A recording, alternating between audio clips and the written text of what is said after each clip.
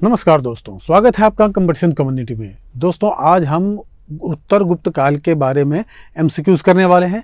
ये एमसीक्यूज जो है इम्पॉर्टेंट इसलिए रहेगा कि आप जब गुप्त काल उत्तर गुप्त काल को आप पढ़ चुके हैं तो उस दृष्टिकोण में आपसे प्रश्न बन रहा है कि नहीं, आप यहाँ पर उसका परीक्षण करिए। हम यहाँ पर सामान्य प्रश्नों को लेके आए हैं। हमारा उद्देश्य है कि आप जो पढ़े हैं ठीक उसमें से आपका अधिकतर उत्तर सही रहे। ठीक है, तो इसी के साथ हम आज का प्रश्न प्रारंभ कर रहे हैं। आज का हमारा पहला प्रश्न है कि ठीक, पुष्यभूति वंश की प्रारंभिक राजधानी क्या थी। ध्यान रखिएगा, पुष्यभूति वंश की प्रारंभिक राजधानी क्या थी। अर्थात उत्तर गुप्त काल में जब आपके गुप्त वंश के शासकों का जब पतन प्रारंभ हो गया तो जो क्षेत्रीय राजा थे ठीक, या जो सामंत थे वो अपने आप को मुक्त करा लिए। तो उसी क्रम में हरियाणा में ध्यान रखिएगा पुष्यभूति वंश की स्थापना हुई और हरियाणा का शहर का नाम है आपका थानेश्वर। ध्यान रखिएगा, हरियाणा के थानेश्वर में ठीक क्या हुआ था, पुष्यभूति वंश की स्थापना। फैक्चुअल चीजें हैं ठीक, ज्यादा दिमाग नहीं लगाना है ठीक, ये याद करने की चीज है। चलिए अगला है हर्षवर्धन द्वारा धारित उपाधि नहीं है। अर्थात आपको यहाँ पर यह बताना है कि हर्षवर्धन ने निम्नलिखित में से कौन सी उपाधि धारण नहीं की थी। चलिए, परम भट्टारक बिल्कुल धारण किया था भाई, परम भट्टारक। महाराजाधिराज कोई दिक्कत नहीं, ये भी धारण किया था। शीलादित्य ये भी धारण किया था। महामल्ल इसको धारण नहीं किया था। ध्यान रखिएगा, इसको किया था नरसिंह वर्मन ने, नरसिंह वर्मन। ठीक, नरसिंह वर्मन जो है शासक ठीक है, इसने धारण किया था किसको, महामल्ल की उपाधि को। क्लियर है ठीक है। तो यहां पर आप ध्यान रखिएगा ठीक, हर्षवर्धन को आपका परम भट्टारक, महाराजाधिराज, शीलादित्य के साथ साथ सम्राट ठीक इत्यादि उपाधियों से उसने अपने आप को क्या कहते हैं उसको, अपने आप को ठीक है विभूषित करके रखा था। क्लियर है ठीक है। अगला प्रश्न हम देख लेते हैं।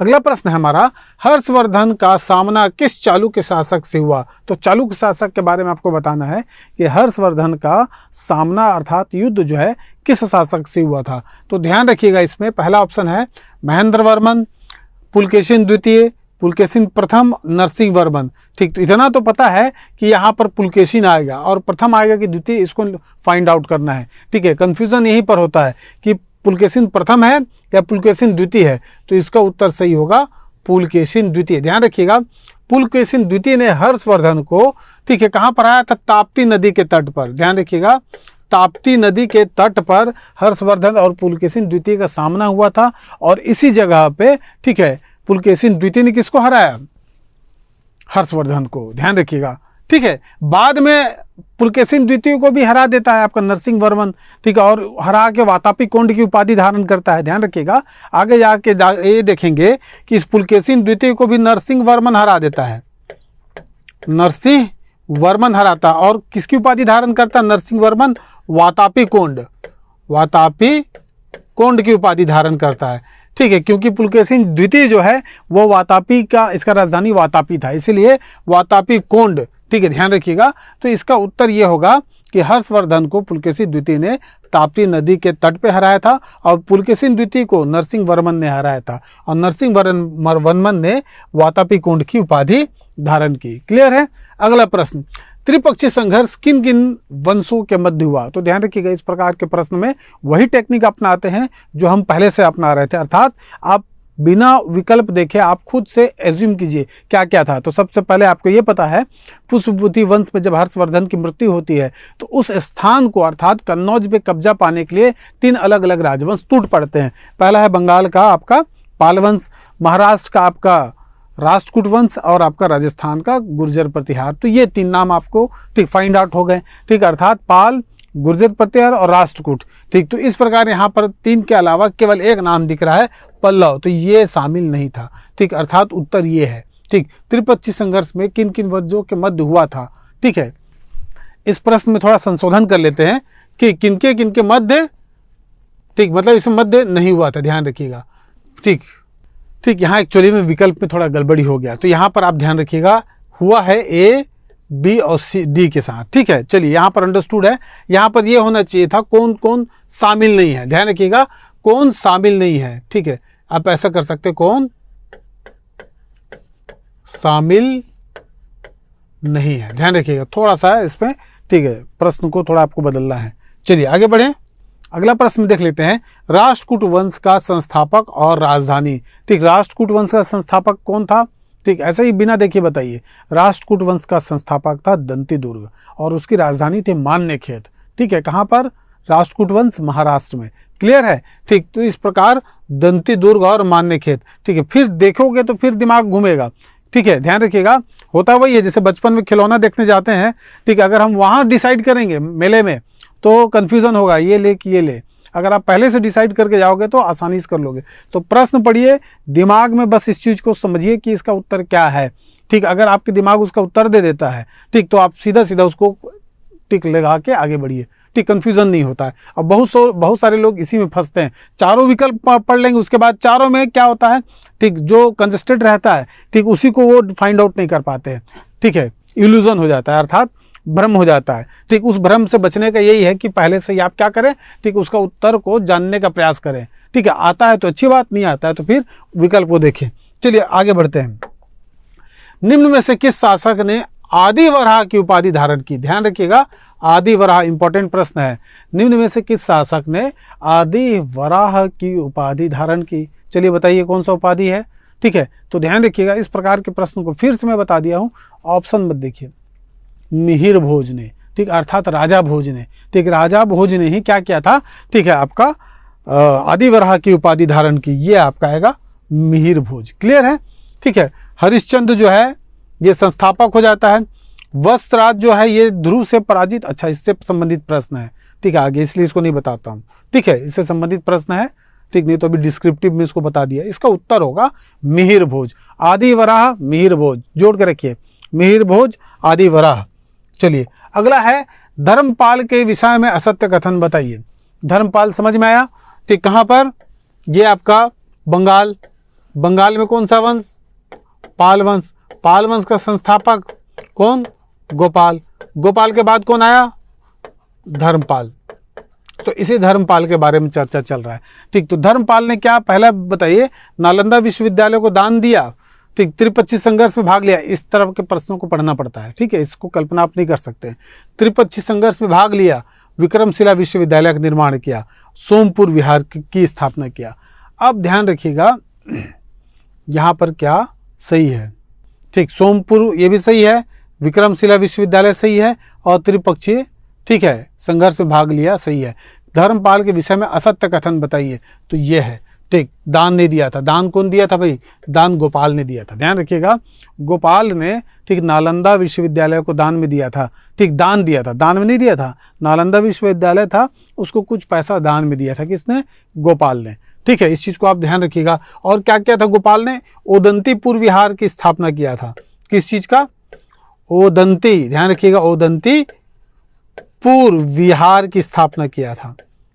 विहार, ठीक है, उस समय जो गार्डन होते थे उसको विहार कहा जाता था। क्लियर है? अगला प्रश्न हम देख लेते हैं। कर्पूर मंजरी की रचना किस विद्वान द्वारा की गई? तो कर्पूर मंजरी एक महत्वपूर्ण साहित्य है, ध्यान रखिएगा। ठीक है, कर्पूर मंजरी की जो रचना है वो किसके द्वारा की गई? तो वो है राजशेखर द्वारा। ध्यान रखिएगा, फिर वही बात है। ठीक, डायरेक्ट मैं बता रहा हूँ, डायरेक्ट इसलिए बता रहा हूँ कि फिर याद मत कीजिए।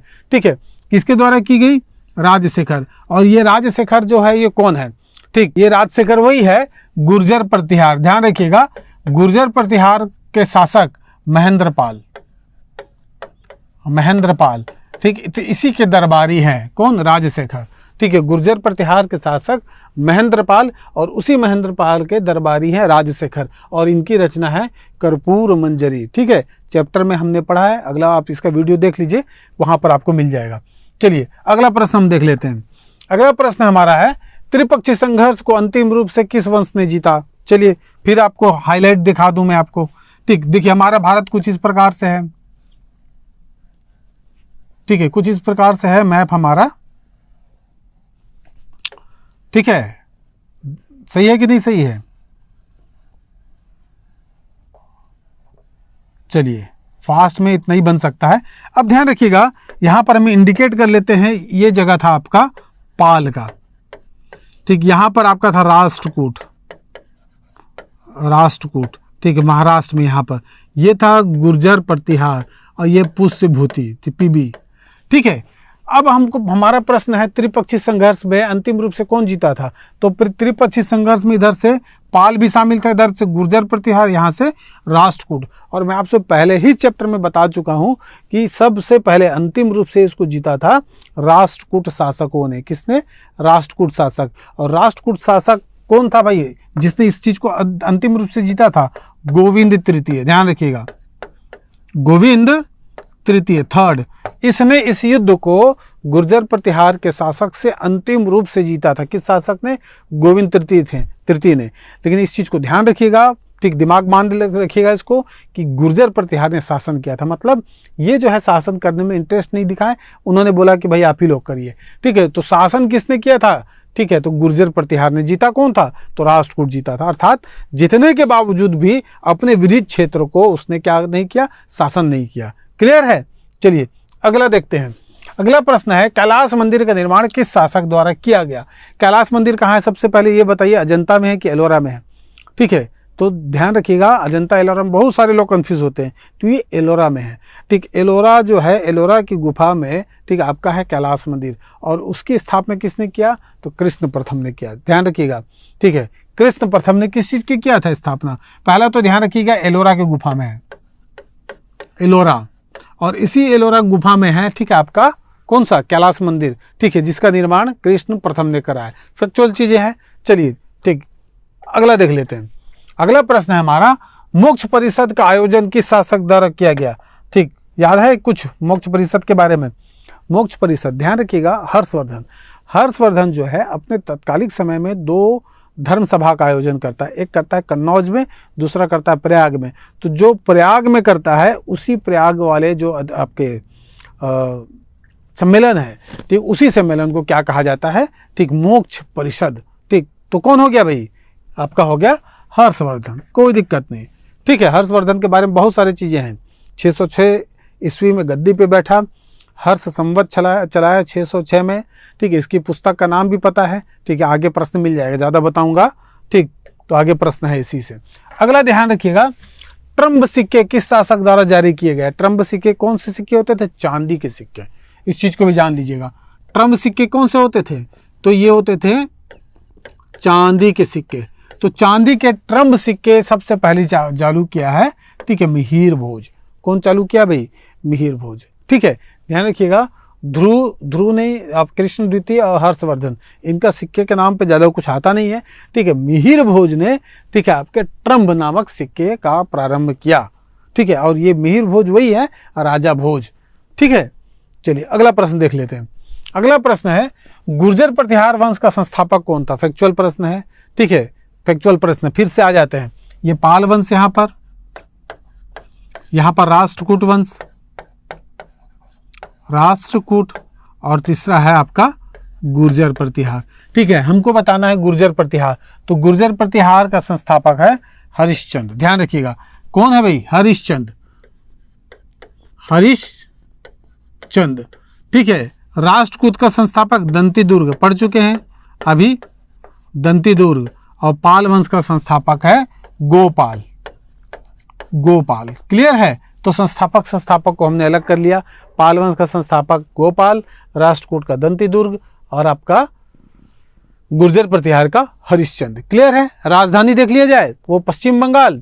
ठीक, ये आपका प्रतिष्ठान, और ये आपका अनहिलवाड़। कौन कौन सा? ठीक है,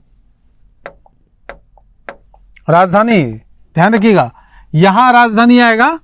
ठीक, राष्ट्रकूट का क्या? प्रतिष्ठान। ठीक है, आपका यहां पर अनहिलवाड़, अनहिलवाड़। ठीक, और ये आपका बंगाल। ठीक, ध्यान रखिएगा। तो इस प्रकार से है। अब आगे बढ़ते हैं, देखते हैं अगला प्रश्न। ठीक, अगला प्रश्न है हमारा है, रत्नावली, नागानंद और प्रियदर्शिका के रचनाकार कौन है? बहुत अच्छा क्वेश्चन है।